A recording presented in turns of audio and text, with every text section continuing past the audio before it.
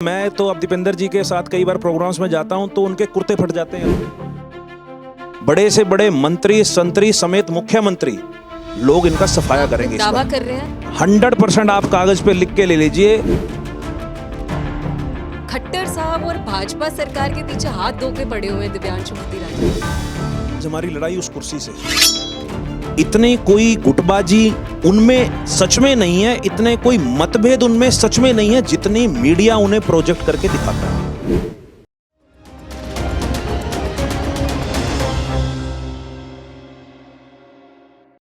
नमस्कार, राम राम। मैं हूं मेहंदी गर्ग और आप देख रहे हैं हरियाणा आज। आज जो शख्सियत हमारे साथ मौजूद है उन्हें किसी परिचय की जरूरत नहीं है, चाहे वो यूनिवर्सिटी की राजनीति हो या फिर हरियाणा की यूथ कांग्रेस की राजनीति, वो हर तरफ जोरों शोरों से छाए हुए हैं। दिव्यांशु जी, हरियाणा आज के मीडिया हाउस में न्यूज़ रूम में आपको बहुत बहुत स्वागत है। बहुत धन्यवाद मेहंदी जी। दिव्यांशु जी, आपका जो बैकग्राउंड है वो राजनीतिक बैकग्राउंड नहीं रहा है, तो पहले यूनिवर्सिटी की राजनीति, फिर एनएसयूआई की राजनीति, अब यूथ कांग्रेस में आप अध्यक्ष हैं उसकी राजनीति। तो इतना लंबा सफ़र जो आपने तय किया है राजनीति में, वो आपका कैसा रहा? क्या अनुभव है आपका? देखिए, आपने ठीक कहा, मेरे घर में से कोई भी परिवार का सदस्य है, मुझसे पहले जो पीढ़ी रही है उनमें भी कोई भी राजनीति में, इवन कि किसी ने आज तक पंची सरपंची का भी चुनाव नहीं लड़ा। तो हम भी यूनिवर्सिटी में आए थे, पंजाब यूनिवर्सिटी में मेरा एडमिशन हुआ, ये 2011 की बात है। तो पढ़ाई करने के लिए आए थे, मैंने AIEEE का एग्ज़ाम दिया था, उसके थ्रू मेरा मेरिट पे एडमिशन हुआ। लेकिन यूनिवर्सिटी में ऐसा माहौल है, क्योंकि हरियाणा और पंजाब में एक ही यूनिवर्सिटी है, पंजाब यूनिवर्सिटी, जहाँ पर छात्र संघ चुनाव होते हैं। तो यूनिवर्सिटी का ऐसा माहौल था, यूनिवर्सिटी के माहौल के साथ हम भी रंग गए। और 2014 में पार्टी ने मुझे टिकट दी। NSUI मैंने 2012 में ज्वाइन करी थी, और लोगों ने, छात्रों ने, स्टूडेंट्स ने मेरे पर विश्वास जताया, और 2014 में मैं पंजाब यूनिवर्सिटी का अध्यक्ष बना। एक साल मैंने पंजाब यूनिवर्सिटी की जो जिम्मेवारी थी वो संभाली, और उसके बाद दोबारा यूनिवर्सिटी में हम बने रहे, क्योंकि एक यूनिवर्सिटी का ग्रुप होता है, उनके साथ मिलकर राजनीति होती है। 2017 में मैंने हरियाणा का NSUI का चुनाव लड़ा। मेरी दीपेंद्र जी से 2014 के अंदर जब मैं अध्यक्ष बना, तो दीपेंद्र हुड्डा जी ने मेरी बहुत मदद करी उस समय चुनाव के अंदर। तो मेरा उनके साथ पूरा शुरू से ही था। तो 2017 में मैंने NSUI हरियाणा का इलेक्शन लड़ा, और 2017 में मैं अध्यक्ष रहा। उसके बाद 5 साल मैं NSUI का अध्यक्ष रहा। जो जिम्मेवारी मिली उसके साथ जस्टिस किया। मेरी सोच ये है कि आपको कोई भी जिम्मेवारी मिले, कोई जिम्मेवारी छोटी बड़ी नहीं होती। तो NSUI का अध्यक्ष रहा, उसके बाद 5 साल मैंने NSUI बतौर NSUI अध्यक्ष हरियाणा अपनी जो जिम्मेवारी थी उसके साथ जस्टिस किया, काम किए, स्टूडेंट्स की आवाज़ उठाई, जो मेरा फ़र्ज़ भी था। और उसके बाद अब मैंने रिज़ाइन दे के NSUI हरियाणा का, और फिर मैंने अब यूथ का इलेक्शन लड़ा, क्योंकि हमारे यहाँ इंटरनल डेमोक्रेटिक सिस्टम है पार्टी के अंदर। और आज हरियाणा के नौजवानों ने मुझ पर विश्वास जता के मुझे हरियाणा यूथ कांग्रेस का अध्यक्ष बनाया। आप फ्रंटल ऑर्गेनाइजेशन में हैं, जो कांग्रेस की फ्रंट ऑर्गेनाइजेशन है यूथ कांग्रेस, तो उसमें आप अभी अध्यक्ष हैं। तो आप, मैं ये समझ सकती हूँ कि हम भावी विधायक या भावी MP से बात कर रहे हैं अभी? नहीं, देखिए, ये तो पार्टी का फैसला है कि पार्टी जहाँ जो जिम्मेवारी देगी, चाहे वो चुनाव लड़ने की दे या संगठन में आगे काम करने की दे, मैं उस जिम्मेवारी को पूर्ण रूप से निभाने की कोशिश करूंगा। लेकिन हर व्यक्ति की व्यक्तिगत इच्छाएं होती हैं। तो हम फील्ड के आदमी हैं, रेस के घोड़े हैं। अगर पार्टी चुनावी मैदान में हमें दौड़ाएगी तो मजबूती से दौड़ेंगे भी, और पार्टी को कहीं ना कहीं उसमें जो है सफलता भी प्राप्त करा कर देंगे। तो आप वो उस तरीके से रुख कर रहे हैं कि अगर पार्टी चाहेगी तो आप ज़रूर विधायक या MP के लिए खड़े होंगे? बिल्कुल, पार्टी जहां हमारी ड्यूटी लगाएगी, जिस भी चुनाव में हमें मौका देगी, तो पूरी ताकत के साथ, पूरे जोश जुनून के साथ उस जिम्मेवारी को निभाएंगे। और चुनाव लड़ने की अगर पार्टी कहेगी तो जरूर चुनाव भी लड़ेंगे। जी, जैसे अभी आपने दीपेंद्र हुड्डा की बात की, तो हमने हमेशा आपको बोलते सुना है कि आप उनको फॉलो करते हैं या वो आपके गॉड फादर रहे हैं। लेकिन अगर आपके फेसबुक प्रोफाइल की बात करें तो आपकी फॉलोइंग कुछ 25,000 है आई गेस, लेकिन आप फॉलो किसी को नहीं करते हैं। दीपेंद्र हुड्डा को भी आप फॉलो नहीं करते हैं। नहीं, तो इसके पीछे हम क्या समझें? ऐसी कोई बात नहीं है। सोशल मीडिया का आपने अगर किसी प्लेटफॉर्म पे चेक किया हो, तो कई बार सोशल मीडिया टीम के जो लोग हैं वो चलाते हैं, तो उसका कोई वो नहीं है। मैंने पहले ही बताया कि हरियाणा के अंदर अगर मैं किसी को अपना आइडल समझता हूँ तो मैं दीपेंद्र हुड्डा जी को समझता हूँ, और उसके पीछे कारण है। दीपेंद्र जी पूरे, मेरे को लगता है कि मैंने इनसे दूसरा ऐसा कोई नेता नहीं देखा कि जिसकी नौजवानों में इतनी फैन फॉलोइंग हो, और वो पब्लिकली इतने ज़्यादा एक्सेसिबल हैं कि इतना कोई भी नेता, इस कद का कोई भी नेता पब्लिकली इतना एक्सेसिबल नहीं होता। आज अगर वो गांव में जाते हैं, आज अगर वो किसी बस्ती में जाते हैं या सड़क से भी निकल रहे हैं, अगर कोई भी उन्हें हाथ देके रोकना चाहे तो दीपेंद्र जी एक झट से वहां रुकते हैं। मतलब मैं तो अब दीपेंद्र जी के साथ कई बार प्रोग्राम्स में जाता हूं तो उनके कुर्ते फट जाते हैं, लोग इतना उनको प्यार करते हैं, इतना उनके साथ लगाव है।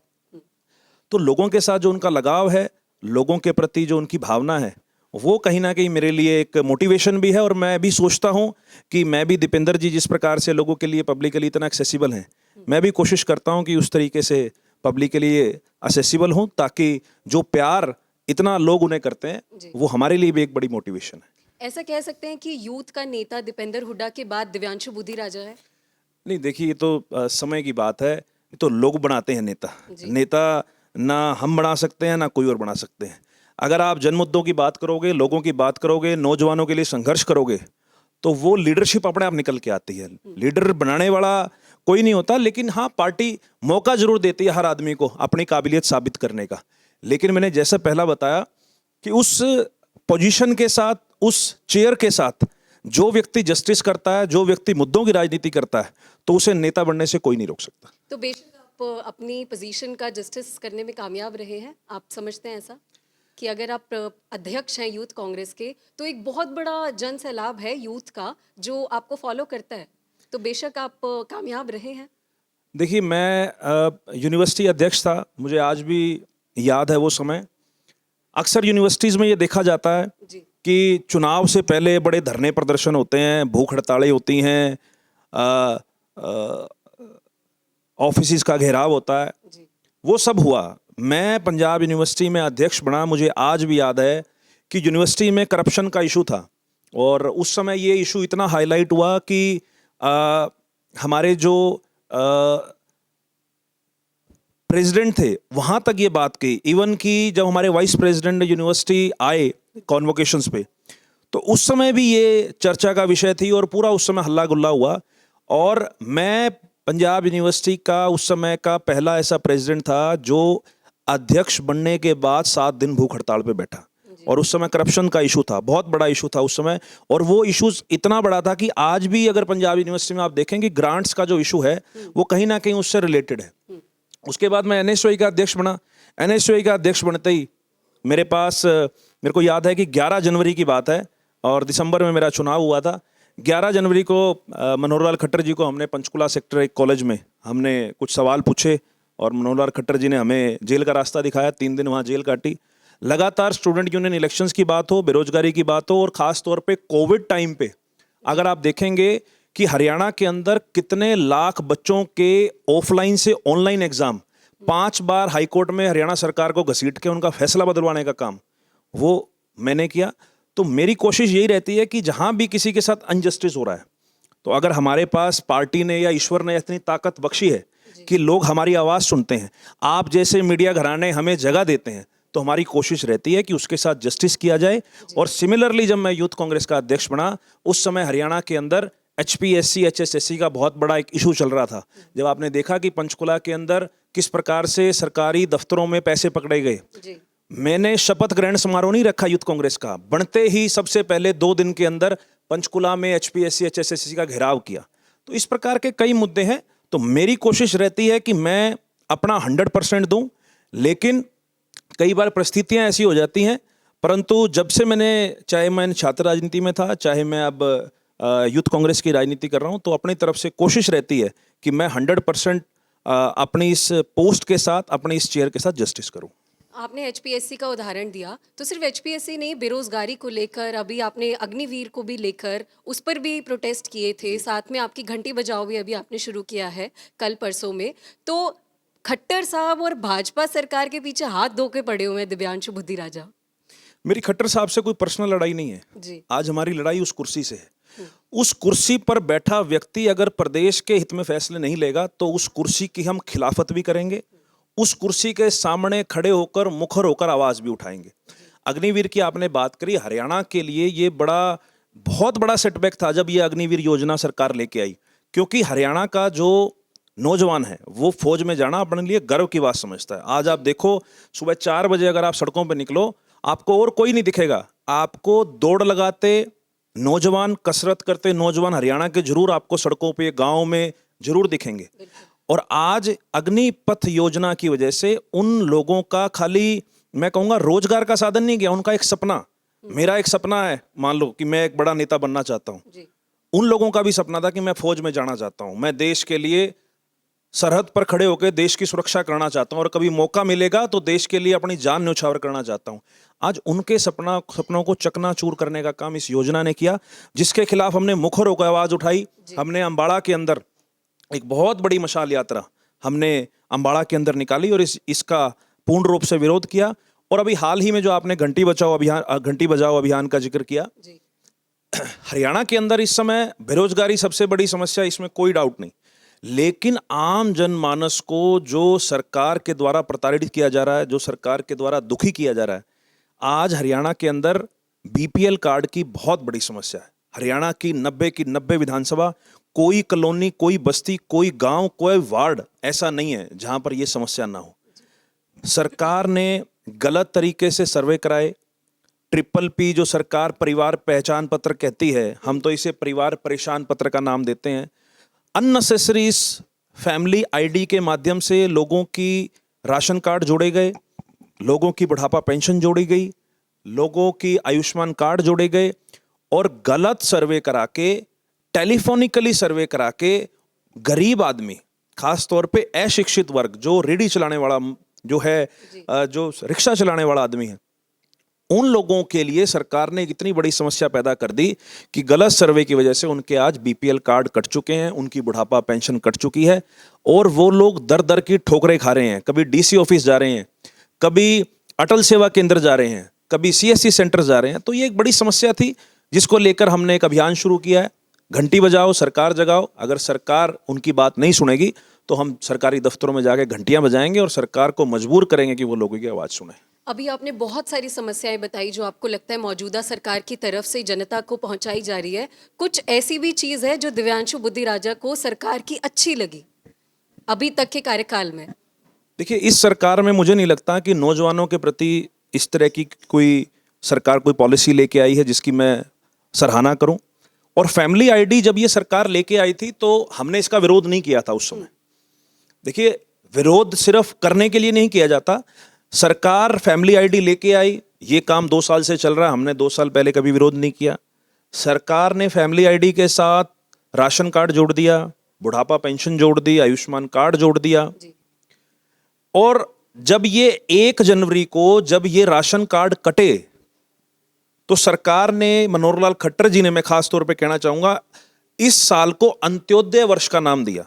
लेकिन उन गरीब आदमियों के लिए तो काला वर्ष है। इससे बुरा वक्त उनके लिए नहीं हो सकता जब उन्हें फ्री राशन सरकार के द्वारा मुहैया कराया जाता था, लेकिन आज हालात ये हैं कि उन्हें दर दर की ठोकरें खानी पड़ रही हैं। उसके बाद भी मुख्यमंत्री ने 31 जनवरी तक का टाइम दिया कि हम 31 जनवरी तक सभी त्रुटियां ठीक करेंगे, तो हमने कोई विरोध नहीं किया। बात यह है कि राजनीति में आपकी बात बिल्कुल सही है कि जो चीज सही है उसे सही कहना चाहिए। अगर सरकार ने कोई ऐसा प्रशंसा लायक काम किया होगा तो बिल्कुल सरकार की प्रशंसा भी करेंगे। लेकिन मुझे नहीं लगता कि इस सरकार में, क्योंकि कोई भी पॉलिसी आ जाए, कोई भी फैसला आ जाए सरकार का, 100% या तो कोई ना कोई कंट्रोवर्सी होती है या कोई ना कोई लोग उसके खिलाफ सड़कों पर होते हैं। तो सरकार का अगर कोई ऐसा फैसला आएगा तो जरूर प्रशंसा भी करेंगे। आप अगर जनता के लिए काम कर रहे हैं, कांग्रेस पार्टी जनता के लिए काम कर रही है, दिव्यांशु बुद्धिराजा भी यूथ के लिए, जनता के लिए काम कर रहे हैं, तो आपने एक रसोई भी चलाई है, रसोई भी शुरू की है, तो उसके बारे में आप क्या बताना चाहेंगे? क्या कॉन्सेप्ट है वो, या फिर उसको लेकर क्या एक स्ट्रक्चर है? देखिए, मैं इसे बिल्कुल पॉलिटिकल नहीं रखना चाहता था और मैं नहीं चाहता था कि इस इंटरव्यू में इस पे आप बात करें। ये मैंने एक वैसे सोशल कॉज के तौर पे मैंने एक अक्षय पात्र एक अगर आप जनता के लिए काम कर रहे हैं तो बेशक हमारे दर्शकों को पता लगना चाहिए कि दिव्यांशु बुद्धिराजा जो यूथ को रिप्रेजेंट करते हैं वो सोशल कॉज पे भी बात करते हैं और वो भी काम कर रहे हैं साइड बाय साइड। सिर्फ राजनीति ही दिव्यांशु बुद्धिराजा का मुद्दा नहीं है, जनता की भलाई और जनता के लिए काम करना भी आपका एक वर्चस्व है जो आप करते हैं? नहीं, वो ठीक है, पर अक्षय पात्र मैंने एक फ्री निशुल्क भोजन सेवा मैंने पंचकुला में शुरू करी हुई है, और जिसके अंतर्गत लगभग हम डेली 400 से 500 लोगों को हम एक समय का खाना खिलाते हैं। और ये अक्षय पात्र का नाम जो है, ये मैं आपको बताना चाहूँगा, ये हमने महाभारत से ये नाम लिया था। महाभारत में मैं आपको एक छोटा सा किस्सा सुनाना चाहूँगा कि महाभारत के समय जब पांडव वन में रहते थे, उस समय उनके पास कई ऋषि मुनि, कई लोग, बुद्धिजीवी लोग कई मिलने आते थे। तो अक्सर द्रौपदी जी के पास ये होता था कि उनके पास उनको खाने के लिए कुछ नहीं बचता था। तो उन्हें वरदान के रूप में सूर्य देवता ने प्रसन्न होकर एक ऐसा बर्तन दिया। उस बर्तन का नाम अक्षय पात्र था, और उन्होंने ये वरदान दिया कि इस बर्तन के अंदर चाहे सारी सृष्टि खाना खा ले, इसमें कभी खाना नहीं खत्म होगा। तो वहाँ से प्रेरित होकर हमने इस सेवा का नाम अक्षय पात्र रखा, और जो आज लगभग हमें 3-4 महीने हो चुके हैं इस सेवा को शुरू करें, और वो बढ़िया तरीके से आज पंचकुला के अंदर जो गरीब लोग हैं, जो उनको हम खाना खिलाने का काम करते हैं। बहुत अच्छा काम करते हैं, और मुझे बहुत खुशी हुई कि हमारे साथ आपने ये शेयर किया, हमारे दर्शकों के साथ शेयर किया कि ये सोशल कॉज जो है, ये हमारी जनता के लिए एक बहुत अच्छा कार्य है, बहुत अच्छा स्टेप है जो यूथ कांग्रेस ने लिया है। तो इसकी सराहना तो हम भी करते हैं और आप भी करेंगे ही। अगर हम फिर राजनीति पे मुड़ जाते हैं, क्योंकि सोशल कॉज की बात आप खुद भी नहीं करना चाहते, तो कांग्रेस में जो गुटबाजी है वो सब उसकी चर्चा करते हैं, लेकिन कांग्रेस के लीडर्स गुटबाजी से इत्तेफाक नहीं रखते हैं। अगर हम दिव्यांशु बुद्धिराजा की बात करें तो आपका नाम भी भूपेंद्र हुड्डा के गुट में लिया जाता है, दीपेंद्र हुड्डा के साथ लिया जाता है। तो गुटबाजी को लेकर और आप किस गुट में हैं उसको लेकर आप क्या कहना चाहेंगे?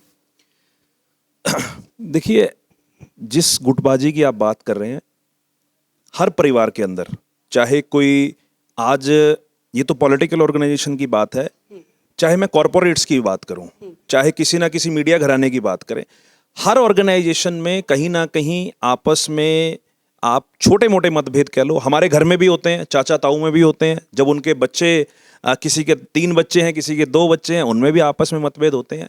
लेकिन इस चीज को इस तरीके से प्रोजेक्ट जो कई बार मीडिया करता है, वो मुझे लगता है वो गलत है।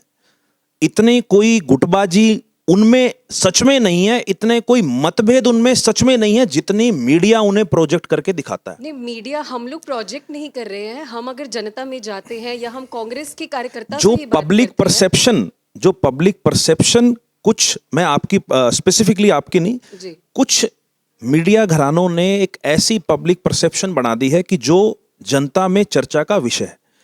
आज के समय पूरी लीडरशिप, आपने देखा भारत जोड़ो यात्रा के अंदर जब फिरोजपुर जिरखा से यात्रा हरियाणा में प्रवेश हुई, कौन सा ऐसा हरियाणा का नेता कांग्रेस पार्टी का सम्मानित जो वहां पे मौजूद नहीं था? किरण चौधरी को नहीं देखा गया? किरण चौधरी जी यात्रा में बाद में सम्मिलित हुई, किसी व्यक्तिगत कारण की वजह से वह नहीं थी, और आपने देखा कि बीच में उनका पैर भी शायद स्लिप हो गया, उसके बाद वो यात्रा कंटिन्यू नहीं कर पाई। लेकिन इस पर भी सवाल खड़े हुए थे दिव्यांशु जी, किरण चौधरी की जो चोट का मुद्दा सामने आया था कि ये यात्रा से बचने के लिए है या फिर जेन्युइनली कुछ है? नहीं, देखिए, मुझे नहीं लगता कि इस प्रकार की कोई छोटी राजनीति कोई व्यक्ति करता है। सच में या तो उन्हें कोई चोट लगी होगी जिसकी वजह से वो यात्रा में नहीं आए। पर बात ये जो आपने गुटबाजी की करी, मैं इससे 100% जो है बिल्कुल ताल्लुक नहीं रखता। आज हरियाणा में पीसीसी अध्यक्ष चौधरी उदयभान जी हैं, सीएलपी नेता चौधरी भूपेंद्र सिंह हुड्डा जी हैं, और उनके नेतृत्व में आपने देखा अभी पीसीसी डेलीगेट्स की लिस्ट आई, और अभी आप देखेंगे कि अधिवेशन जो छत्तीसगढ़ के अंदर है, उससे पहले हरियाणा का संगठन भी तैयार होगा। पूर्ण रूप से सभी एकजुट हैं। लिस्ट कब आएगी संगठन की लिस्ट? मुझे लगता है, मेरा ये व्यक्तिगत, उदयभान जी की तरफ से भी बोला गया था कि जैसे ही भारत जोड़ो यात्रा खत्म होती है, हरियाणा में संगठन की लिस्ट जारी कर दी जाएगी। लेकिन उस बात को भी बहुत लंबा चौड़ा समय हो गया है, लेकिन हरियाणा में अब तक लिस्ट जारी नहीं हुई है। राजस्थान में भी लिस्ट जारी हो चुकी है। देखिए, जो अधिवेशन है, उस अधिवेशन में संगठन के सभी लोगों को आना अनिवार्य है। तो ये एक टेक्निकल रीजन है कि जिसकी वजह से मैं आपको ये बात बड़े कॉन्फिडेंस से कह रहा हूं कि इस अधिवेशन से पहले, 24 तारीख के अधिवेशन से पहले हरियाणा के अंदर मुझे लगता है कि 100% हरियाणा की जो संगठन की लिस्ट काफी लंबे समय से रुकी हुई है, वो जारी कर दी जाएगी। और कांग्रेस पार्टी के प्रदेश के नेतृत्व में, जो हमारा नेतृत्व है, उस मजबूत नेतृत्व में पूरा संगठन कांग्रेस पार्टी की और लोगों की, आम जनमानस की लड़ाई लड़ेगा। तो 2024 अब बहुत पास ही आ गया है और आप गुटबाजी से आप भी इत्तेफाक नहीं रख रहे हैं, लेकिन बेशक गुटबाजी देखी तो जाती है दिव्यांशु जी। तो कांग्रेस पार्टी 2024 को लेके अपने परिवार को समेटने वाली है, अपने परिवार के सब जो बिखरे हुए अंश हैं उनको एक करके 2024 में इतिहास लिखेगी? देखिए, आज प्रदेश में जो चर्चा का विषय है वो लोगों की समस्याएं हैं। जी। कांग्रेस पार्टी कोई चर्चा का विषय, कोई गुटबाजी को चर्चा का विषय नहीं है। आज आप अगर ग्राउंड में जाओगे, जमीन पे जाओगे, तो आपको दिखेगा कि लोग किस हद तक परेशान हैं। लोगों की समस्या का निवारण करना वो फर्स्ट प्रायोरिटी है किसी भी पॉलिटिकल पार्टी की, समेत कांग्रेस की। और जो आप बात कह रहे हैं, 2024 सरकार की उल्टी गिनती शुरू हो चुकी है। मनोहर लाल खट्टर जी को मैं, जहां भी हमारी कोई ऐसी होती है, मैं हमेशा कहता हूं कि सरकार का काउंटडाउन शुरू है। और ये बात मैं आपको 100% मेरे से कागज पे दस्तखत करा लो। जी। आज हरियाणा के अंदर जो हालात हैं, एक इंटेलेक्चुअल यूनिवर्सिटी का कोई प्रोफेसर है, उससे लेकर, और अगर मैं मार्केट में अगर कहीं जो बाल काटने वाला नाई की अगर मैं बात करूं, जो सारे वर्ग हैं वो कहीं ना कहीं सरकार से आज नाराज हैं। सरकार से इनका मन उब चुका है। और ये मैं 100% आपको लिख के देने को तैयार हूं, 2024 में सिंगल डिजिट में बीजेपी हरियाणा के अंदर रह जाएगी। दूसरा डिजिट नहीं आएगा बीजेपी का। बड़े से बड़े मंत्री, संतरी समेत मुख्यमंत्री लोग इनका सफाया करेंगे इस दावा बार। कर रहे हैं 100% आप कागज पे लिख के ले लीजिए। मैं करनाल की आपको हालात बता रहा हूं, क्योंकि मैं प्रदेश में घूमता हूं। करनाल में भी मुख्यमंत्री का इतना विरोध है, मुख्यमंत्री जी सिर्फ पर्चा भर के आए, बांधने का काम तो लोग उनको करेंगे। तो मुख्यमंत्री जी तो कहते हैं कि उनकी नो टॉलरेंस पॉलिसी है, चाहे वो भ्रष्टाचार को लेकर हो या जनता के हित में वो जो काम करते हैं, वो तो दावा करते हैं कि हम तो नो टॉलरेंस पॉलिसी पर काम करते हैं, लेकिन आप उनको बिल्कुल ही कटघरे में खड़ा कर रहे हैं। मनोहर लाल खट्टर जी की नो टॉलरेंस पॉलिसी अपने मंत्रियों को लेके है। अगर नो टॉलरेंस पॉलिसी होती तो क्यों संदीप सिंह आज तक बाहर है? एक महिला कोच ने इतने गंभीर आरोप उनके कैबिनेट के मिनिस्टर पे लगाए, बावजूद उसका लगातार बचाव करती है सरकार, दिख रही है। बेटी बचाओ बेटी पढ़ाओ का नारा देने वाली सरकार में अगर कोई महिला शरेआम खुल के मीडिया के सामने आके अपना रोना रो रही है कि इस व्यक्ति ने मेरे साथ ऐसे किया, इस मंत्री ने मेरे साथ ऐसे किया। हिंदुस्तान का जो संविधान कहता है वो पहले कहता है कि एफआईआर दर्ज करो, उसके बाद जांच करो। एफआईआर इतनी लेट दर्ज हुई और जांच में उसको सम्मिलित नहीं किया जा रहा। उसको किस प्रकार से स्पेशल बेनिफिट सरकार दे रही है। और नो टॉलरेंस पॉलिसी भ्रष्टाचार पे अगर आप कहते हैं तो ऐसी नो टॉलरेंस पॉलिसी मैंने भी कहीं नहीं देखी, जहां पर सरकारी दफ्तरों के जो इनके आला अधिकारी हैं उनके कमरों में करोड़ों रुपए, जो रोजगार के केंद्र हैं उनके ऑफिस के कमरों में करोड़ों रुपए रंगे हाथ पकड़े जा रहे हैं। तो ऐसी नो टॉलरेंस पॉलिसी तो मैंने किसी स्टेट में नहीं देखी जो नो टॉलरेंस पॉलिसी खट्टर साहब ने हरियाणा में लेके आए।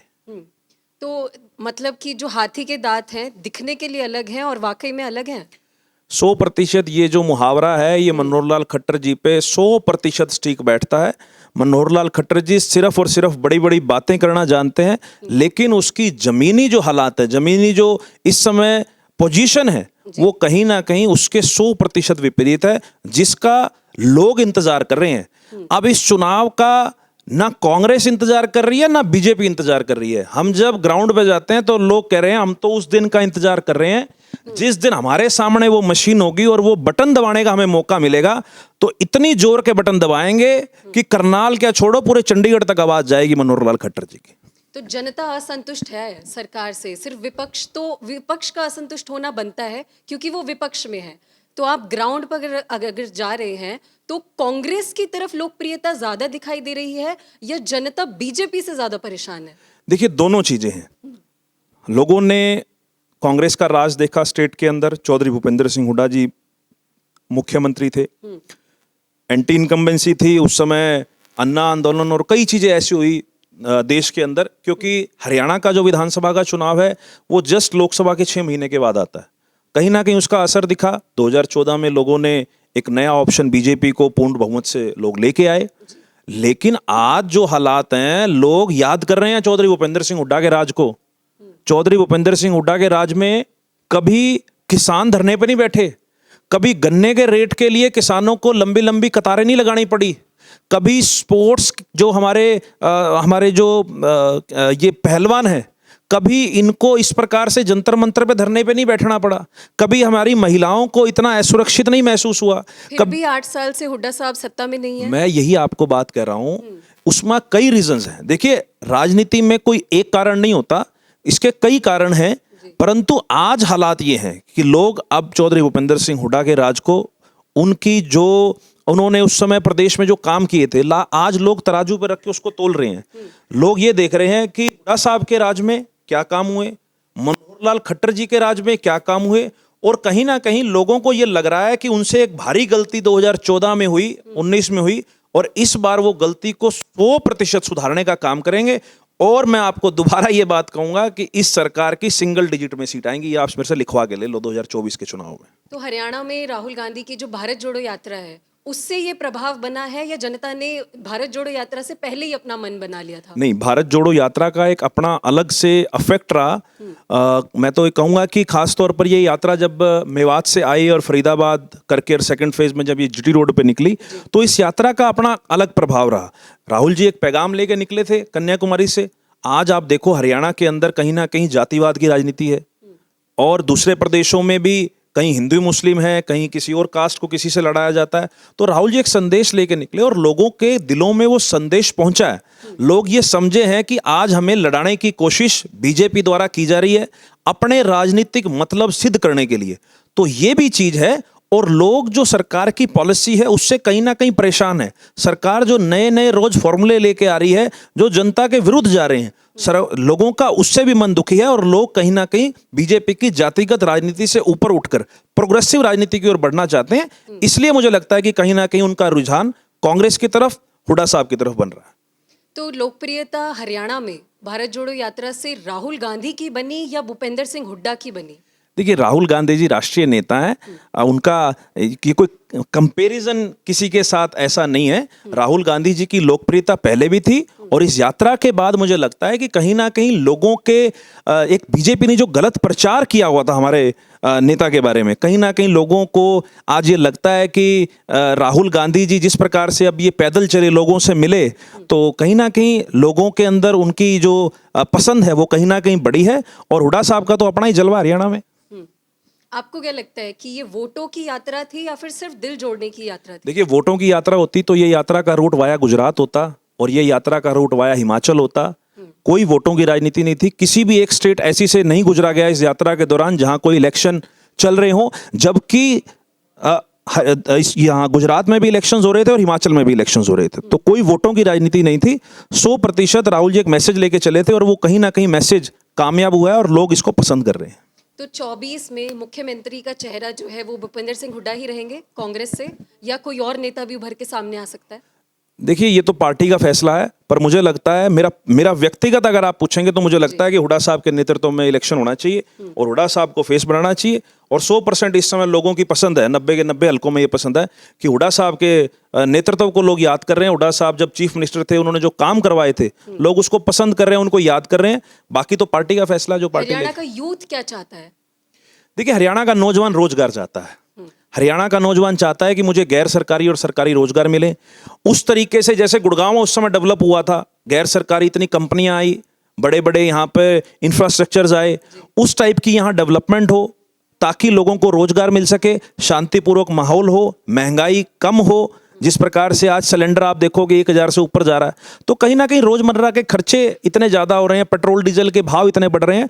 तो यूथ यही चाहता है कि शांतिप्रिय माहौल हो और साथ में उन्हें रोजगार के साधन मिले ताकि वो अपने परिवार का गुजारा कर सकें। और कहीं ना कहीं जो स्पोर्ट्स के अंदर हमारा प्रदेश जो जाना जाता है, तो स्पोर्ट्स की जिस प्रकार से हुड्डा साहब ने पद लाओ पदक पाओ की एक नीति चलाई थी, जिसके कारण आप देखो कि गांव में लोगों का इतना ज्यादा रुझान कहीं ना कहीं स्पोर्ट्स के अंदर हुआ। लेकिन इस सरकार में इस प्रकार की ना कोई पॉलिसी लाई गई और इस पॉलिसी को भी कहीं ना कहीं तोड़ने मरोड़ने का काम किया, तो नौजवान इससे परेशान है। तो पॉलिसी को भी रिवोक किया जाएगा अगर हुड्डा साहब आते हैं सरकार में? 100%। और इसको और किस तरीके से अच्छे ढंग से और नौजवानों के लिए कैसे इससे बेनिफिट दिलवाया जाए, इसके ऊपर भी काम किया जाएगा। और नौजवानों के लिए जो रोजगार की समस्या है, आज सबसे पहले उसका निवारण दिलाना किसी भी सरकार के लिए अगला बहुत बड़ा चैलेंज होगा। अगर हम एक लाइन में समझना चाहे तो 2024 में हमारी जनता, हरियाणा की जनता कांग्रेस को वोट क्यों दे? अगर एक लाइन में अगर आप उसको संक्षिप्त करना चाहें तो क्या कहेंगे? आज के मौजूदा हालातों को देखते हुए, आज जिस प्रकार से नौजवान इस सरकार से दुखी है, जिस सरकार ने आने से पहले बड़े बड़े वादे किए थे, उनकी जमीनी हालात पूर्ण रूप से जीरो है। सरकार ने वादे किए थे बड़े बड़े रोजगार देने के, लेकिन कहीं ना कहीं आप देखिए कि डेली हमें एचपीएससी, एचएसएससी के जो सरकारी रोजगार हैं वो कहीं ना कहीं हमें कोर्ट में, कहीं ना कहीं हमें भ्रष्टाचार में सम्मिलित पाए जाते हैं, जिसकी वजह से आज हरियाणा का नौजवान कहीं ना कहीं विदेशों की ओर प्लान कर रहा है। ये हमारे लिए एक बहुत गंभीर सोचने का विषय है। और दूसरी ओर आज प्रदेश में सरकार चाहे कोई पॉलिसी लेके आए, आज गरीब सरकार से परेशान है। कभी टीचर्स सड़कों पर होते हैं, कभी किसान सड़कों पर है, कभी व्यापारी सड़कों पर हैं। तो सरकार कोई ऐसी पॉलिसी अपने इस 9 साल के कार्यकाल में नहीं लेके आई जिससे जनता को कोई राहत मिल सके, जिसका हरजाना सरकार को 2024 में सत्ता गवा के भुगतना पड़ेगा। बहुत हमने राजनीतिक बात कर ली, हरियाणा के मुद्दों पे बात कर ली। अगर हम दिव्यांशु बुद्धिराजा के व्यक्तिगत मामलों पर अगर बात करें तो आपने अभी तक शादी नहीं की है, तो ये राजनीति है इसका कारण कि आप राजनीति में इतने व्यस्त हैं कि आपको समय नहीं मिल रहा, या फिर कोई लड़की नहीं आपको मिल रही है क्योंकि आप राजनीति में इतने सक्रिय हैं? नहीं नहीं, राजनीति इसका कोई कारण नहीं है।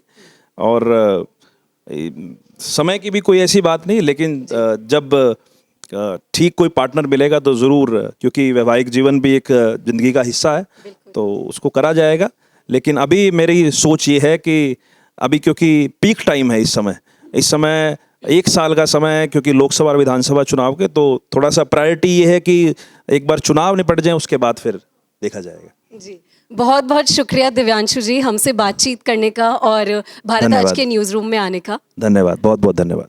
ये थे हमारे साथ दिव्यांशु बुद्धिराजा, जो कि हरियाणा यूथ कांग्रेस के प्रेसिडेंट है, और आज इन्होंने हरियाणा आज के प्लेटफॉर्म से ये दावा किया है कि हरियाणा में 2024 में भाजपा की सिंगल डिजिट में भी नंबर नहीं आने वाले हैं, और कांग्रेस पार्टी जो है बेशक हुड्डा साहब, भूपेंद्र सिंह हुड्डा के नेतृत्व में 2024 में इतिहास लिखने वाली है, और 8 साल जो सूखा पड़ा है कांग्रेस पार्टी के लिए सत्ता में आने का हरियाणा की राजनीति में, वो 2024 में खत्म भी हो सकता है। तो बेशक ये देखना बहुत ही दिलचस्प होगा कि दिव्यांशु जी ने जो आज बड़े बड़े दावे हमारे मंच पे किए हैं वो कितने सच होते हैं, या कितने उनमें सच्चाई है, या फिर वो विफल हो जाते हैं। आप इन सभी अपडेट्स के लिए हरियाणा आज के साथ बने रहिए और हमारे चैनल को ज़रूर सब्सक्राइब कीजिए।